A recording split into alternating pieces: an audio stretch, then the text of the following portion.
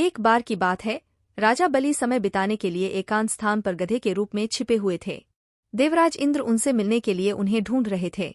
एक दिन इंद्र ने उन्हें खोज निकाला और उनके छिपने का कारण जानकर उन्हें काल का महत्व बताया, साथ ही उन्हें तत्वज्ञान का बोध कराया। तभी राजा बलि के शरीर से एक दिव्य रूपात्मा स्त्री निकली। उसे देखकर इंद्र ने पूछा, दैत्यराज, यह स्त्री कौन है? देवी, मानुषी अथवा आसुरी शक्ति में से कौन सी शक्ति है? राजा बलि बोले, देवराज, ये देवी तीनों शक्तियों में से कोई नहीं है, आप स्वयं पूछ लें।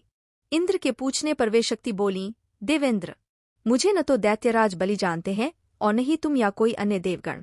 पृथ्वी लोक पर लोग मुझे अनेक नामों से पुकारते हैं, जैसे श्री, लक्ष्मी आदि। इंद्र बोले, देवी, आप इतने समय से राजा बलि के पास हैं, लेकिन ऐसा क्या कारण है कि आप इन्हें छोड़कर मेरी ओर आ रही हैं? लक्ष्मी बोली, देवेंद्र, मुझे मेरे स्थान से कोई भी हटा या डिगा नहीं सकता है। मैं सभी के पास काल के अनुसार आती जाती रहती हूँ। जैसा काल का प्रभाव होता है, मैं उतने ही समय तक उसके पास रहती हूँ, अर्थात मैं समयानुसार एक को छोड़कर दूसरे के पास निवास करती हूँ।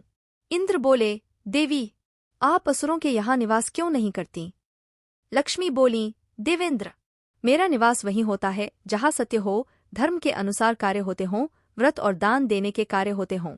लेकिन असुर भ्रष्ट हो रहे हैं। ये पहले इंद्रियों को वश में कर सकते थे, सत्यवादी थे, ब्राह्मणों की रक्षा करते थे, पर अब इनके ये गुण नष्ट होते जा रहे हैं। ये तप उपवास नहीं करते, यज्ञ, हवन, दान आदि से इनका कोई संबंध शेष नहीं है। पहले ये रोगी, स्त्रियों, वृद्धों, दुर्बलों की रक्षा करते थे, गुरुजन का आदर करते थे, लोगों को क्षमादान देते थे। लेकिन अब अहंकार, मोह, लोभ, क्रोध, आलस्य, अविवेक, काम आदि ने इनके शरीर में जगह बना ली है। ये लोग पशु तो पाल लेते हैं, लेकिन उन्हें चारा नहीं खिलाते, उनका पूरा दूध निकाल लेते हैं और पशुओं के बच्चे भूख से चीत्कारते हुए मर जाते हैं। ये अपने बच्चों का लालन पालन करना भूलते जा रहे हैं। इनमें आपसी भाईचारा समाप्त हो गया है।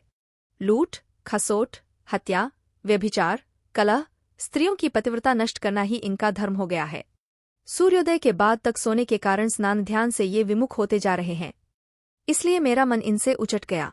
देवताओं का मन अब धर्म में आसक्त हो रहा है, इसलिए अब मैं इन्हें छोड़कर देवताओं के पास निवास करूंगी। मेरे साथ श्रद्धा, आशा, क्षमा, जया, शांति, संतति, धृति और विजति ये आठों देवियां भी निवास करेंगी। देवेंद्र, अब आपको ज्ञात हो गया होगा कि मैंने इन्हें क्यों छोड़ा है। साथ ही आपको इनके अवगुणों का भी ज्ञान हो गया होगा।